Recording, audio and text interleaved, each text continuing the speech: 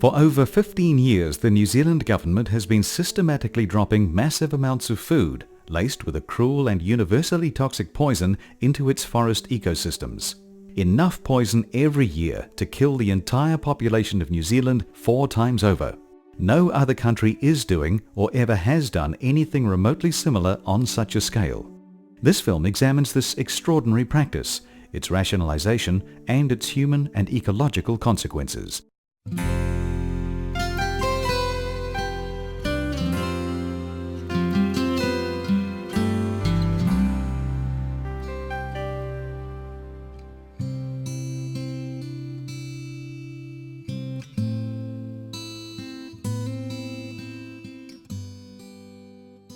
So what is 1080 poison? 1080 is an alias for monofluoroacetate, a chemical. It blocks a particular step in the Krebs cycle, which is essential for the metabolism of oxygen in every cell of every animal.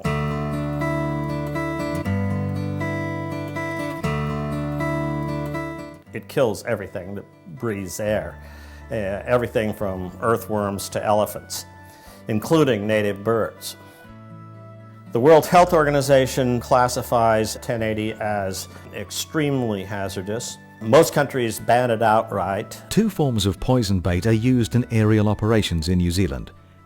The cereal pellets constitute carbohydrate and protein and are laced with poison. The second form of bait is carrot pieces. Carrots are delivered to the operation site in their complete raw form. They are then processed on site into chunks.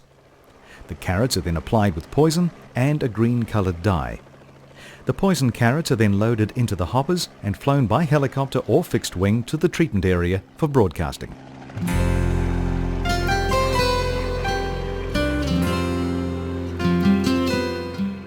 .1080 poison is used to kill introduced mammals. The Australian brush-tail possum is one of the primary targets and covers most of New Zealand. They were first introduced over 150 years ago to establish a fur trade. Rats are the other primary target of aerial pest control operations in New Zealand. Bush rats have been present in New Zealand bush for over 700 years. New Zealand uses 85% of the world's supply. I'm not sure what that means, but I guess the rest of the world hasn't figured out what a wonderful thing it really is. There are 3 authoritative bodies that aerially spread poisons across New Zealand: the Department of Conservation, the Animal Health Board, and regional councils. New Zealand drops into its forests about 4,000 kilos of pure 1080 per year, enough to kill 20 million people. On a per acre basis, this is 350 times more 1080 than Australia and 22,000 times the rest of the world. And the more they use, the more frustrated the public are becoming. And in some cases, some individuals are going to great lengths to voice their concerns. These people have been fighting 1080 poison for over a decade, and it's an uphill battle. They're going to be dropping 1080 in 2 weeks, probably 2 weeks around here. There's been no consultation whatsoever. We know what 1080 does to the animals. It's a very, very agonising death. So we've come down here with our carrots as a symbol of the 1080 drops. That's a bloody thing! But carrots weren't all the protesters had to offer. They also brought a bag of dead birds. Casualties, they say, of an aerial drop in Turangi 2 years ago. That's one you reckon you don't get.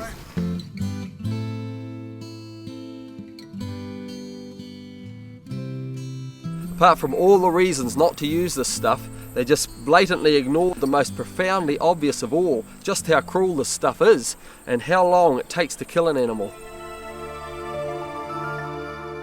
One horse was actually found in the paddock, dead up against the pine trees. It obviously been thrashing around for quite some time, had a lot of mucus, it almost looked like its lungs are blowing out of its face. Another horse was also found in that same paddock under a pine tree, and of course the 4th horse to die was Bullet, and she died in the paddock behind us in town. They don't want to eat, they lose all body coordination, they actually have trouble even standing. The veins in their bodies basically pop out all over the place. Their gums go completely white like a shock. You can see that the animals are so distressed, there is absolutely nothing that you can do to help them. The vitamins we were giving via a syringe mixed with water, and it was all it entailed was putting that into the mouth, and all they needed to do was swallow. She even lost the ability to be able to do that. But 3 days of watching her agonise and get worse and worse, to still come to that horrible demise. There's more animals than possums and dogs that become affected by it and will die horribly from it. We had a 1080 drop in the Hokanui Hills, and the Hokanui wild sheep, which were Spanish merino, have been there for over 120 years. And we had pleaded with SPCA, we had gone to every organisation that we could think of that might be able to help us to protect these sheep from being poisoned, and nobody was even slightly interested, and so the drop went ahead, and we thought, well, we'll go in just immediately after the drop and gather these lambs up and give them a feed.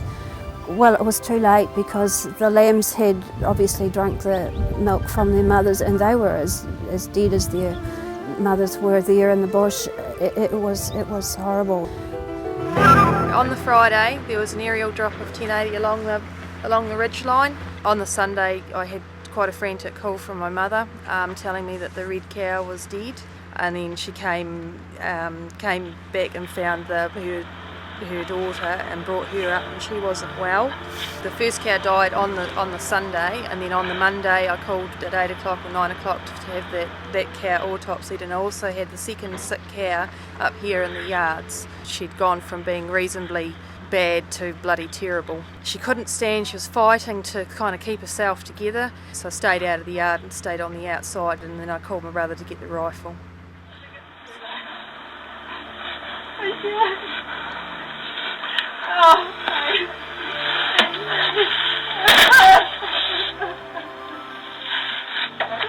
From the time the vet turned up, it took over 4 weeks until I got the results for those tests.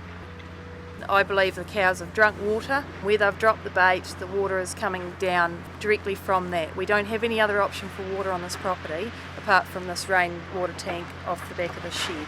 So I believe that it's come directly from the bush and down the creek.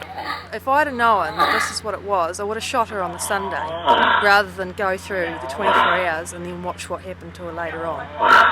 You know, it's an exceptionally unacceptable way to kill any animal. Doesn't matter if it's a cow, dog, possum, just don't kill them like that. Use something else. There's one overwhelming reason why we've got to stop using 1080. It is just too cruel. But I recently saw 2 deer that have been poisoned with 1080, and they died the most horrendous death. One stag was in such agony that he actually ripped his own stomach open with his antlers, trying to get rid of the pain. It is just, in terms of cruelty to animals, it's way over the top. No civilised nation should be using this stuff. It's just too cruel. We had a couple of deer that probably walked at least a mile down across a gully and up onto our farm before they died, and I would say that they probably took 2 or 3 days before they came out and died. I think that's just a shocking way to kill an animal. You know, as a farmer, we know we have to kill animals, but we do it in the most humane way we can. So to actually have something killed like that, I think it's just, you know, it's a disgrace that humans can do that to an animal.